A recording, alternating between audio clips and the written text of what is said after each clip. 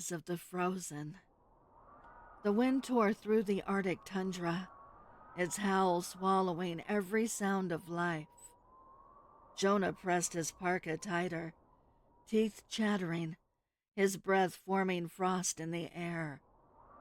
He had been alone for days, surveying the ice for a research outpost, when the first movement caught his eye, a shadow against the endless white. At first, he thought it was a trick of the blizzard, but then they came into view. Figures, hunched, their heavy parkas blending with the snow. But it was the eyes, glowing, luminous green, uncomfortably large, alien in their perfection. They stared. Jonah froze, every instinct screaming to run, but the cold made movement sluggish.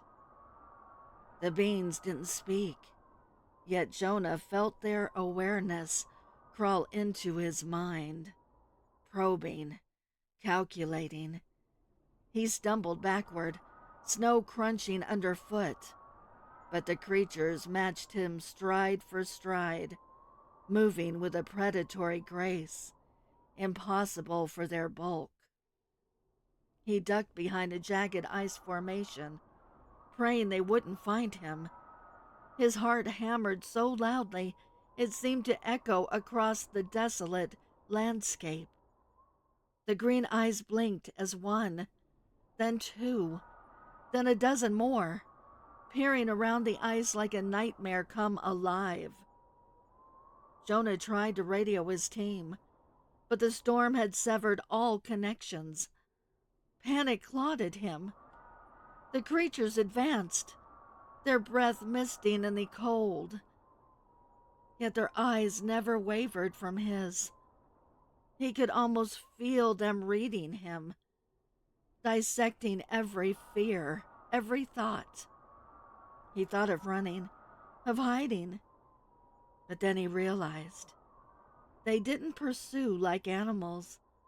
They circled, always keeping their distance, never breaking the invisible boundary, as if testing him, waiting for some unknown cue. Hours passed, or perhaps minutes. Time was meaningless in the Arctic white. Jonah's mind teetered on the edge of frostbite and delirium. Finally, one of the beings stepped forward. Its parka was tattered, frost-encrusted, but the eyes. Jonah felt them burn into his very soul. Then it raised a hand, slow, deliberate. The gesture was not of attack, but of invitation. A warning or a promise? Jonah couldn't tell. He stumbled backward, heart in his throat, and suddenly the blizzard swallowed everything again. When he awoke, the wind had died. The snow was silent. There was no footprints, only faint impressions in the ice, impossible to decipher. Jonah shivered, staring at the horizon where the green glow had been. Had he imagined it? He would never know. The Arctic keeps its secrets, and sometimes the watchers in the white wait for the next fool, brave or foolish enough to wander into their domain. Frostborn. The wind tore across the Arctic like 1,000 screaming ghosts. Alara trudged through the endless white. Her team lost to the storm days ago. Silence pressed on her, heavy and absolute. But something else lingered, something unseen, watching, She stumbled over a ridge and froze. A cavern gaped beneath her, its black maw framed by ice so smooth it seemed polished by cruel, deliberate hands. A low, resonant hum vibrated from within, threading into her bones, freezing her marrow. Against every instinct, she descended. Inside the cavern was a cathedral of ice. They hung like knives. The air shimmered with suspended crystalline motes.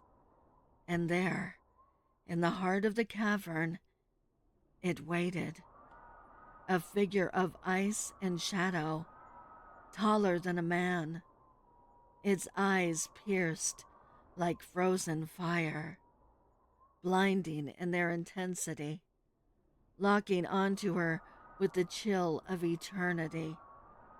Its lips cracked and frosted, exhaling cold that withered flesh. It moved without sound, yet the cavern groaned with its presence. Alara's voice failed her. The creature tilted its head, eyes drilled into her skull. Hunger? Recognition? She could not tell. Its limbs stretched and snapped like ice under strain. It reached towards her, fingers long as icicles, and she felt 1,000 winters press down upon her. Alara ran, but the ground betrayed her. Snow and ice became glass beneath her boots, reflecting her terror. Behind her, the demon's hum became a chorus, a song of frost that clawed at her mind. Faces, her teammates' faces, formed in the ice, screaming silently, frozen in fear. She fell. The ice demon loomed, eyes piercing, bending the air into storms. Its breath touched her skin, and her heartbeat slowed, blood freezing in her veins. Her screams shattered like glass, echoing into nothing. Days later, when the storm passed, search teams found only the cavern. Inside, the ice was perfect, unbroken, pristine. They saw nothing but their own reflections in the crystalline walls. But sometimes, late at night, when the wind bites harder than usual, a hum drifts across the Arctic and across the frozen stillness. Eyes like fire pierce the darkness, waiting. The white quiet. Clara had stopped counting the days. Out here, time wasn't measured in hours, but in how long she could keep her body moving before the cold pulled her down to rest. The Arctic wasn't just cold. It was a mind pressing itself against hers. An endless silence, heavy and suffocating, broken only by the crunch of her boots and the frantic thud of her heart. She thought herself strong, trained, prepared, but the storm had scattered her dogs, snapped her compass needle, and erased the path home. Now, there was only white. Sometimes she heard voices, at faint first, like echoes inside a seashell, then clearer. Her father calling her name, her best friend laughing, her own voice whispering, "Lie down, sleep." She forced her body forward.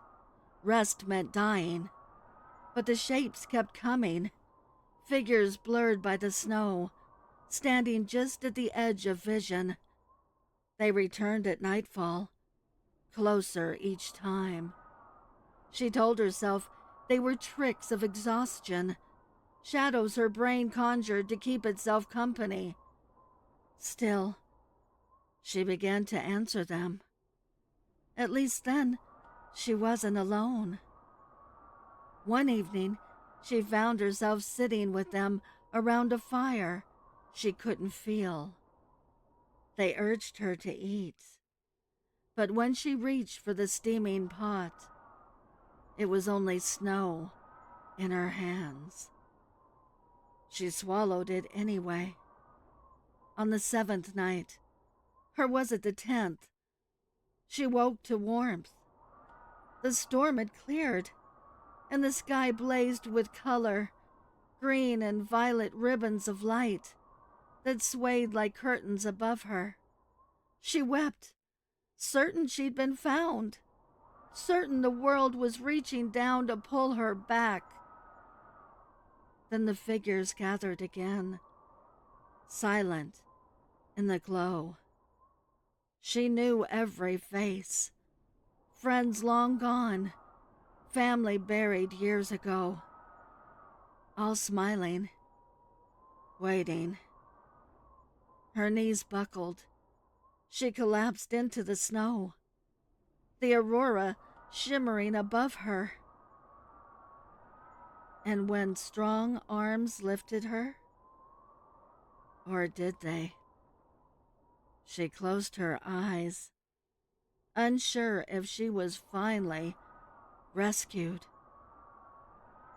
or if she'd simply stopped walking. The things that wait in winter. The wind had chased them into the cave. Nora and Martin stumbled past the icy threshold, boots crunching frost, their breath fogging in frantic bursts. The storm outside howled like a living thing, but inside was worse. Quiet. The kind of quiet that swallowed sound whole. Their headlamps cut into the dark, beams sliding over walls that glittered like frozen glass. The cave tunneled deeper, a throat carved into the bones of the Arctic. Nora shivered. This place feels wrong. Martin pressed forward, muttering about shelter, about surviving until the storm eased. But the silence thickened. Then something moved. A scraping, heavy, deliberate. The beam of Nora's light snagged on a shadow. Massive, wrongly shaped. It slid back into the dark. But the sound it made was undeniable. Claws against stone. There's something in here, Nora whispered. Martin shook his head too quickly. It's ice shifting. But the cave breathed. They heard it. 2 exhales, slow, damp, rumbling deep in the stone, like the cavern itself was alive. Nora lifted her light again and froze. Eyes, 2 pairs, low to the ground, gleaming wet and pale. They blinked out of sync, like predators unsure who would strike first. The creatures stepped forward, their bodies hunched and swaying, fur clotted with ice, limbs too long. Their heads hung low, jaws splitting wide as steam coiled from their mouths. The smell hit next, rot and iron, as if meat had been buried too long in the snow.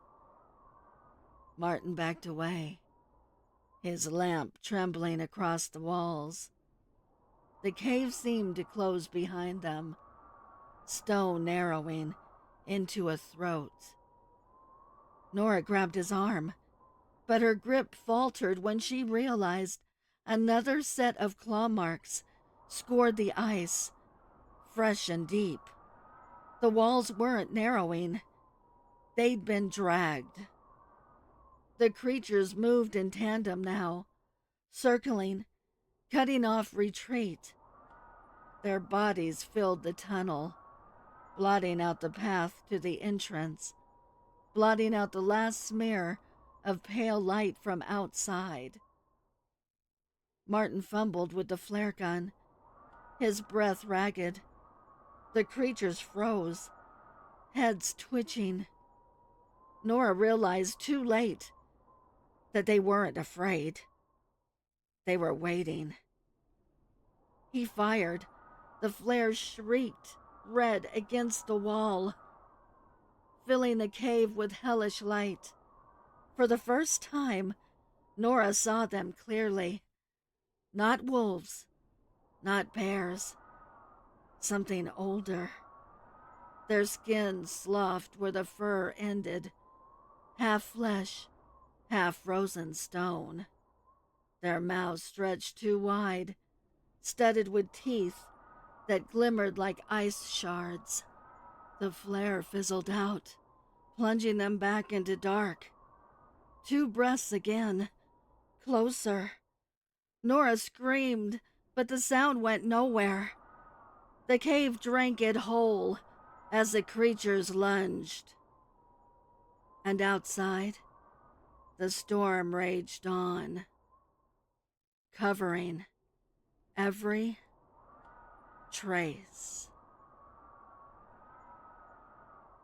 The Lost Arctic Tribe by the Prowler. Professor Ravenscroft had barely been in his office from his return from the hills of Mexico when he came across a parcel waiting for him on his desk. The package contained a map and a journal that once belonged to the famous English explorer Reginald Thomerson. He was last seen on his ship, the Beguiled, along with his crew. They were on an expedition to the Arctic, searching for the lost occult relics belonging to an ancient Arctic tribe. The tribe worshipped a soul-sucking deity, a snow beast, a yeti-like creature named Ass Crappy, a supposed discipline of the ancient demonic god Stoolzabub. The lost ancient tribe believed the soul resided in the asses of mankind. Farts were believed to be music, feelings expressed by the body to convey happiness or sadness, and the discharge of fecal waste represented the discharge of evil spirits. If the body was to be the temple, then the anus was its worship room, the holiest of holies, where all pleasure and pain is said to derive from. It is rumored the ancient Arctic tribe, known as the Snow Crappies, met its demise in the early 1800s.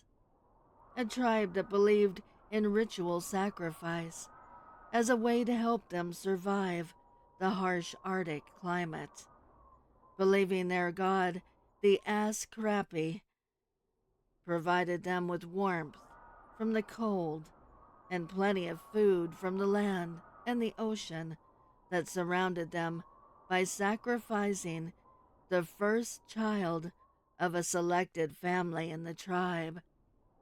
The story goes, on one sacrificial day, the family who was selected revolted and refused to sacrifice their firstborn daughter.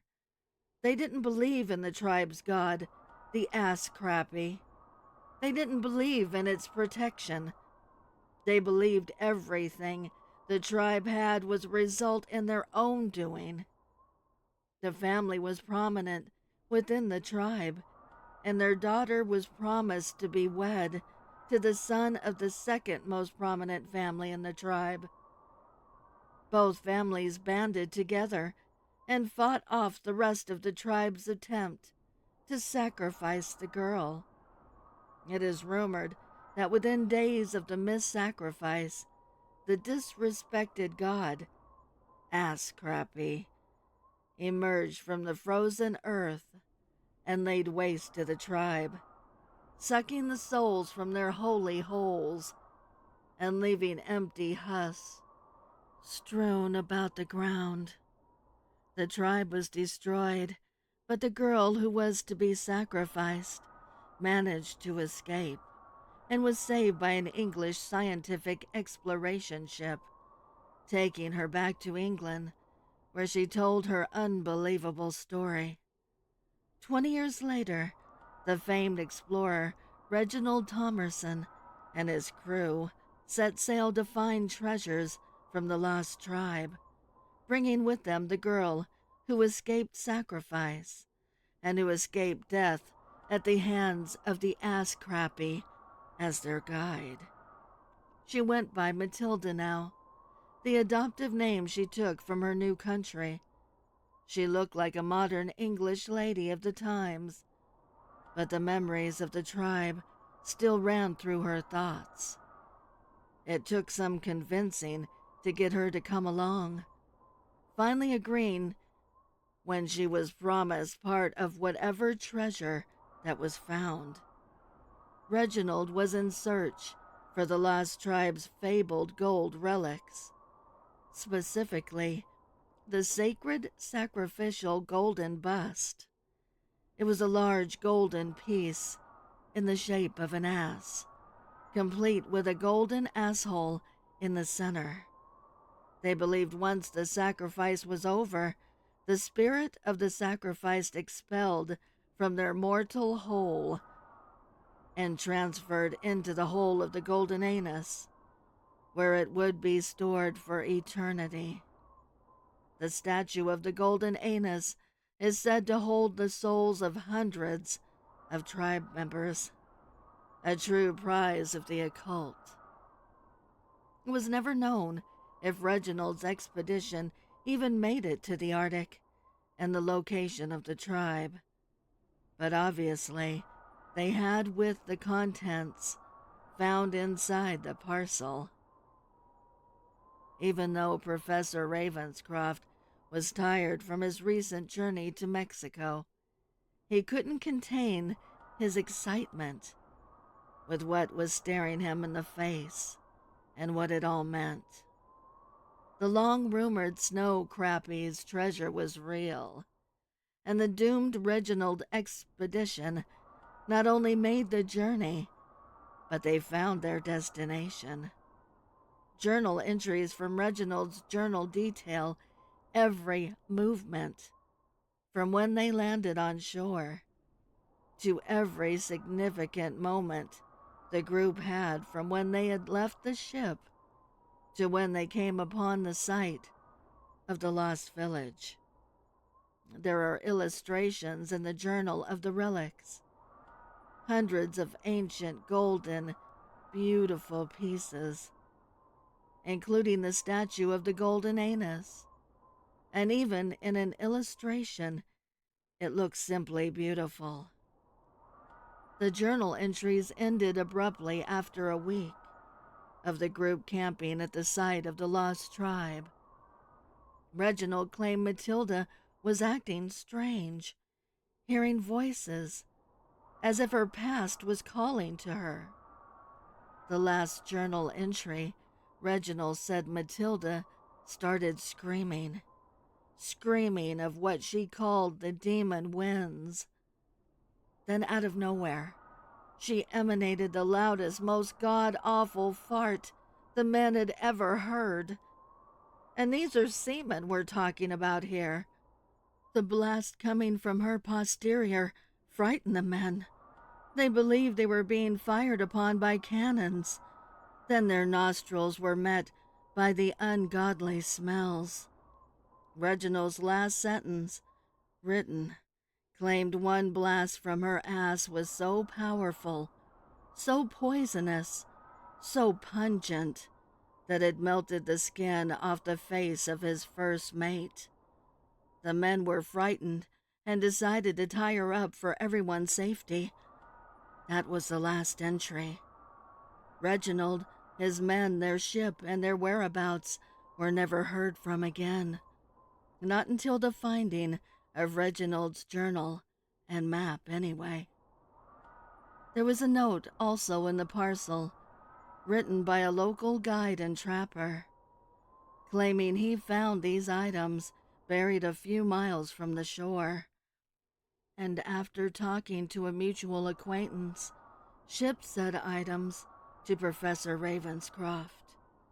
The professor wasted no time and gathered a new team to assist him on this experience. With supplies gathered and a ship readied and prepped, they were on their way.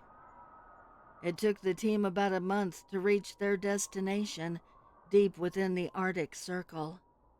Reginald's map was quite accurate, and about a week after landing ashore, Professor Ravenscroft and his team were camped at the same spot Reginald and his crew were camped all those decades before. Not long after setting up camp, the team came across an underground cave. They lit their torches and entered. The cave was dark and deep. A hollow wind echoed throughout the cavernous crypt, and an ungodly stench almost stopped the team in their tracks. Professor Ravenscroft knew everything about this tribe and their relics of the occult. He knew exactly where they were. He and his team found themselves standing in the cavernous crypt of the anus of the accused, a man-made cave carved by the tribe in the shape of a giant ass, where all of the condemned spirits of the tribe are said to reside. The tribe believed in good and evil, the enlightened and the demonic. The more good you did, helping in any way throughout the tribe, assisting your neighbor, then the more enlightened you would be. You would have a peaceful anus. However, if you were unruly on a daily basis, cruel to your loved ones and others, or did any crime toward the tribe, then you would fall on the side of the demonic, and your anus would be unruly and tormented, full of hate and vengeance. These members of the tribe could always be found by their unusually plump ass cheeks. That is where they believed the evil was stored. The larger your ass was, the more evil you were believed to be. And everyone knew to stay away. Once these people died, their evil spirits were sent to the cave of the anus of the accused. And this evil place is where Professor Ravenscroft and his team found themselves, and he knew they were in trouble. In the back of the cave, an altar could be seen, and on the altar sat the statue of the golden anus. The professor was scared but excited. He was so close to acquiring the piece that has fascinated him since he was a child. The team moved cautiously towards the altar. As they got closer, the foul, powerful winds picked up, followed by the horrific, nauseating smell. The anuses of the condemned were making their presence known, and they were angry. A horrible scream came from the back of the team. The professor and the team members at the front of the pack quickly turned and saw Gerald standing in place, trembling in fear. A green cloud slowly formed around him, and in an instant, the skin melted off his body. The professor knew time was running out. He turned and quickly made his way to the altar. Left and right, his team members were being killed by the anuses of the condemned, but he kept his focus on the altar. right as he reached the altar and put his hands on the statue of the golden anus, the earth began to rumble. Then a crack formed in the earth, and out popped Ass Crappy, the soul-sucking demonic deity. Ravenscroft stepped back, but for a moment, then grabbed his holy talisman and battled the powerful Ass Crappy, quickly dispatching him back to the bowels of hell. The professor grabbed the statue and escaped the cave, once again defeating the demonic forces and retrieving an ancient relic of the occult. The professor's work is never done, however. Join us next time and see where his journeys lead to next. Beneath the white veil. The storm had taken everything. Now Elise was alone. Her eyes glowed in eerie blue, cutting through the endless white, and icicles hung from her hair and eyelashes, chiming softly with each shiver. With every breath, frost spread across her skin like frozen lace, a cold fire creeping beneath her veins. She trudged through the snow, each step leaving a trail of frost that glittered unnaturally in the pale light. The Arctic wasn't just cold, it was alive. Her glowing eyes reflected the shifting shapes in the ice. The whispers rode the wind, carrying her name with 1,000 subtle echoes.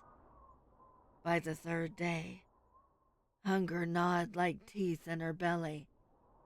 She clutched the flare gun, her last hope. But no one would see it. No one ventured this far. No one but her. The wind carried voices, first faint, then insistent, pressing against her mind. Her mother, her father, herself, calling her toward a shadow that moved ahead, impossibly still and yet always just beyond reach. Icicles rattled from her hair as she stepped closer. Hours blurred, the shadow lingered, waiting. When she stumbled, frostbitten hands clawed at the snow. It paused. Elise's glowing eyes mirrored its unnatural stillness. "Help me," she rasped, though the words felt like they belonged to the wind itself. The shadow pointed to a black maw in the ice, a cave. Inside, the air was warmer, but the walls wept crimson, as if the ice itself bled. Bones littered the ground, seals, foxes, human. Elise's flare gun shook in her frost-hardened hands. "What are you?" The shadow stepped forward, faceless, its body long and twisted. It seemed to stretch into the walls, merging with the ice. Then something inside Elise snapped. Her blue eyes burned brighter, light spilling onto the frozen floor. Frost spiraled from her body, growing into sharp shapes, claws and wings forming as her flesh merged with the ice. The whispers erupted into a chorus, not voices, but the Arctic itself, calling her name. She raised the flare gun, but it felt insignificant against the surge of the cold that now pulsed through her veins. With a roar that was both human and wind, Elise stepped fully into the cave. Shadows twisted around her as ice crept across the walls. consuming bone and shadow alike. When she emerged, the dawn was a pale smear of light over endless white. But Elise was no longer just a girl. Her glowing blue eyes cut through the storm like lanterns of ice. Frost clung to her like armor, spikes of icicles forming along her arms, her hair a frozen crown. The snow seemed to bend around her steps, and the wind carried her laughter, cold, cruel, eternal. The Arctic had claimed her, and she had claimed it. And sometimes, when the wind howls, travelers swear they see blue lights moving beneath the white veil, and hear laughter that chills the soul.